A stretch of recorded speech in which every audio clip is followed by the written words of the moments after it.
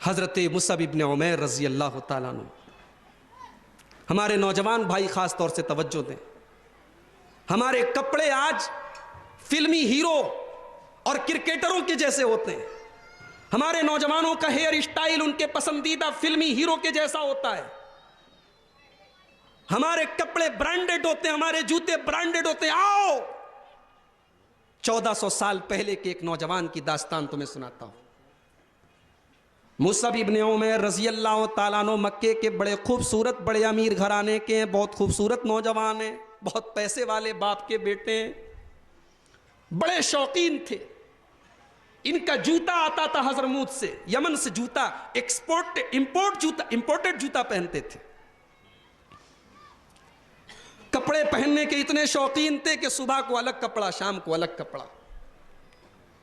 खुशबू जो लगाते थे पूरे मक्का में वो खुशबू नहीं मिलती थी। यही मुसअब इब्न उमैर रज़ी अल्लाह ताला अन्हु जब इस्लाम लाते हैं, जब ईमान लाते हैं, माँ उनकी घर से निकाल देती है, बाप कारोबार से बेदखल कर देता है, पहनने को बदन पे कपड़े नहीं होते, 2 टाट के पैबंद लगे कपड़े पहनकर जब अल्लाह के नबी के पास पहुंचते तो सहाबे किराम की सिसकियां निकल जाती हैं।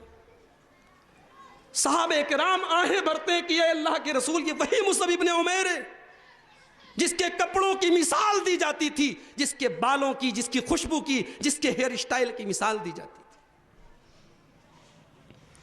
यही मुसअब इब्न उमैर रज़ी अल्लाह ताला अन्हु जब ग़ज़वे उहद के अंदर शहीद होते हैं, हज़रत अब्दुर्रहमान इब्न औफ़ फरमाते हैं उनके कफन का कपड़ा भी, मुकम्मल कफन का कपड़ा भी दस्तयाब नहीं था। सर को ढांका जाता था, पैर खुल जाता था, पैर को ढांका जाता था, सर खुल जाता था। वो इंसान, वो नौजवान जो करोड़पति था अपने जमाने का, इस्लाम के लिए सारी नेमतें कुर्बान कर दी, आज लाश पड़ी है, कफन का कपड़ा नहीं है।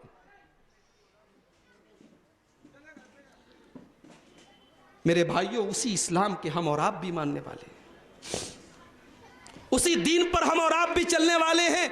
हमने कौन सी कुर्बानी दी है इस दीन के लिए? नेमतों में है, मजे में है, ऐश कर रहे हैं, गुलछर्रे उड़ा रहे हैं, और ये भी उम्मीद है कि जन्नत में चले जाएंगे। अब्दुर्रहमान इब्न औफ जब याद करते हैं मुसअब इब्न उमैर को तो रोने लगते हैं।